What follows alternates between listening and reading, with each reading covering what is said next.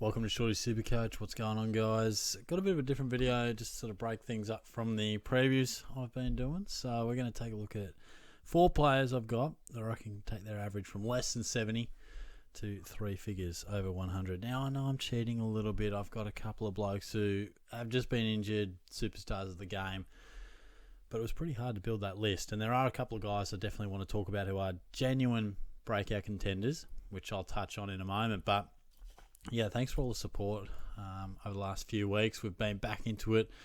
Got a couple of developments too coming in terms of a couple other social media platforms that I might venture into, but stay tuned for that. And yeah, a bit's been going on. I gave notice for my job yesterday. Gave the old 3 weeks notice. So that's exciting, just to sort of put an end to that chapter. And then I wake up today and I live with my sister, for the record. My sister and another couple of good friends. And she's got a boy over today. And this isn't just some sort of Tinder operation. This is a date style. They're down the coast at the moment, full date style. So had to try and be full alpha mode brother style.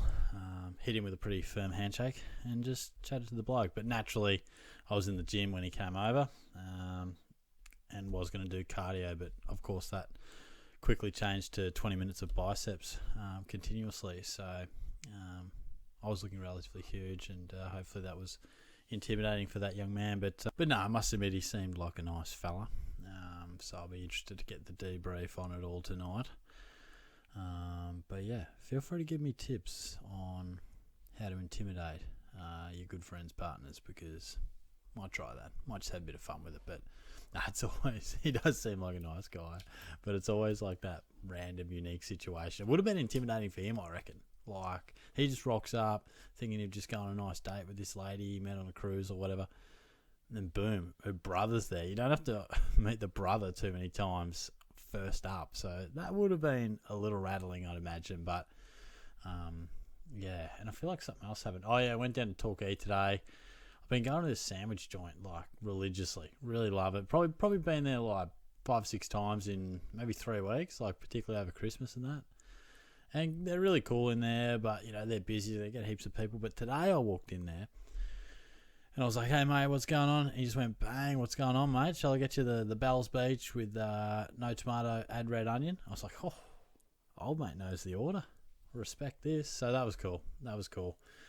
You're on the next level of customer when they start to know your order. So, no, it's a good spot. If you're ever down in Torquay, Sandwich Shack goes all right. So, feel free to check that out. But let's dive into the content today. Like I said, breaking it up from the usual previews, but we'll be back into the previews pretty soon. I am going to lawn for a couple of days over the weekend, so I might just try and schedule a few videos today. I've got the day off today, so I'm just trying to get ahead of the game, get a bit of scheduled activity going on. So, like I said, 4 players that can take their average from less than 70 to over 100. At least hit that 3-figure mark. Now, I'm going to break it almost into 2. We've got a few players towards the end of the video, as you can see. A couple of guys who are stars that had shocker years last year with injury and other things. Obviously, we all know what Ben Cunnington went through, and it's great to see him just back playing footy. But I will start with probably the more traditional breakout style of player. He's never done it before. Bit of pressure on him and the club. Hunter Clark. I do believe he can take his average 2-3 figures. Now, look, might have put a little bit of mayo on it. If you said, "Shorty, come on, mate, what do you think he's going to average?"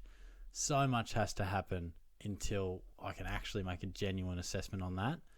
But I do think, at his best, we could possibly see it. Now, I think Ross the boss is going to walk in and be like, "Look, Hunter Clark, mate, I need you in the midfield.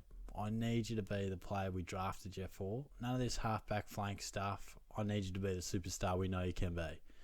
And he's had his issues with a range of injuries, some really unfortunate ones that have really ruled him out for fair chunks of time. And we saw that last year, just the 8 games, 57.2 average.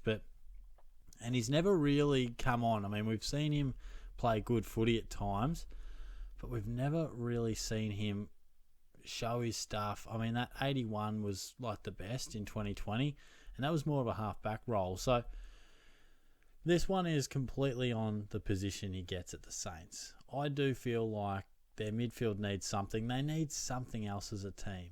And I think Hunter Clark, he's been a long apprenticeship. He's played some good footy, but he's played 68 games now.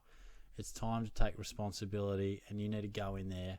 You need to help out Jack Steele. You know, I'm not sure if Brad Crouch is the answer anymore. I know he'll still probably play, but I think they need a bloke like Clark in there to just ooze some class. So it might be a little optimistic. I'd love to hear your thoughts. I probably think the most likely outcome would be an average in the 90s if he gets a midfield role. But it's January. We're daring to dream. So let me know your thoughts on Hunter Clark. He's available as a defender, as I said.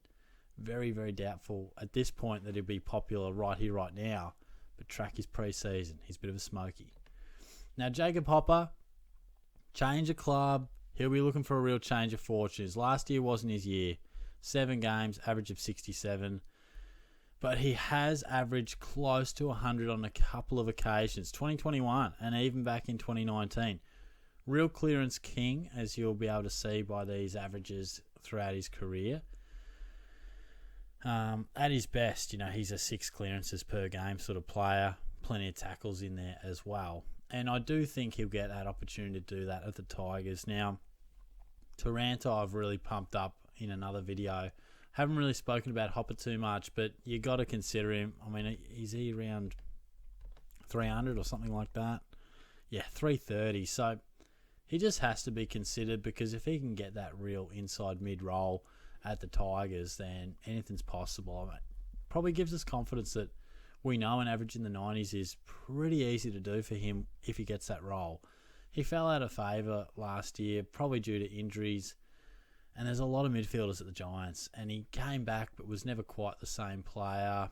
It just didn't happen for him. But a pre-season now under his belt, if he gets through nice and easy, pracky games, new club, fresh position, there's no reason to see him not, averaging easily in the 90s. And at his best, clean slate, there could be a 3-figure average in there. You just never know. So he's definitely a player I think we should keep a strong eye on. I know most of you will. You know, I think at this point Hunter Clark's potentially under the radar and not really being talked about. Hopper's the opposite. He's been well talked about, and certainly a player that a lot of you guys out there in fantasy land will be all over. Nat Fyfe, I'm not really telling you stuff you don't know here, and I don't even need to show you these SuperCoach averages. And it's maybe even a little cheeky for me to even put him in this video, because the title sort of suggests breakout players. Well, Nat Fyfe isn't a breakout player. He's just a value player, really. But I just, for the sake of the video, I thought I'll just touch on these two guys and give my thoughts on them. Even though they're not breakouts as such, they are priced where they're at because of the year they had last year. And I think they fit the bill to go back into 3-figure range. No doubt Fyfe won't play as much midfield, but don't tell me that a fully fit Fyfe is not going to play some sort of midfield time. There's just no way, if he has a great pre-season, that the Dockers are going to choose to leave him in the forward 50 all game. I know he'll play a bit more of a split. I'm sure he will.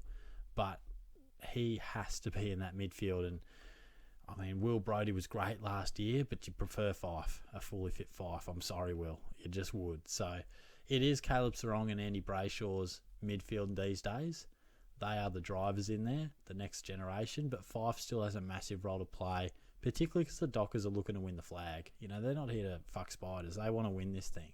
So you need Fyfe fit, and if he is, you're going to play him at least 60-40, I reckon, midfield. But that will be revealed as we go. If you want a bit more of my thoughts on this, I did take a pretty good look at Fyfe in the Dockers preview. I did probably like a week ago now, so you can check that out if you like. But at this point in time, all I need to see is a practice game from Fyfe, a bit of consistency, a clean run at it, midfield time, and at that price, you've got to lock him in my opinion. Just finally, Benny Cunnington. Again, Shorty's been a little cheeky here because he's a bloke that consistently averages 100 when he's at his best, when he's fully fit. He's obviously had his health concerns, and like I said at the top of the video, It's just amazing to see him back playing footy, much like Sam Doherty. Some really emotional times last year when he did return. So much goes into just returning to good health, let alone playing football at the elite level. But he was able to do that. The average of 49 is, of course, ridiculous in a way because it doesn't speak to what Cunnington... Fuck, you got to be careful there. You got to be real careful. What Cunnington does as a footballer, because we can clearly see he's a lock for 90s, and more often than not, particularly in his peak, he was locked for 100s, early 100s. So there's no reason to think that he can't get back there. He's a little bit more expensive than Fife. Now, the kicker here is they're both available as forwards. Now, Fife at 313 offers a fair bit more value than Cunnington. You can save yourself 100k. And at this point, I'd probably like Fife a bit more, but the preseason will tell us plenty.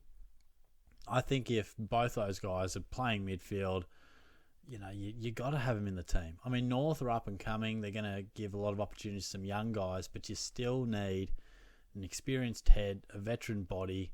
They can't be too light in there. As good as Jai Simpkin is, sometimes they just lacked that Jack Zeeb or Ben Cunnington type of vibe through the midfield, like a hard body who can take the hits and just win that hard ball and just make life a bit easier for those other young midfielders. So North Melbourne going through a big change in the guard in terms of, probably their whole team, but particularly the midfield. So I still think Cunnington is crucial to their side.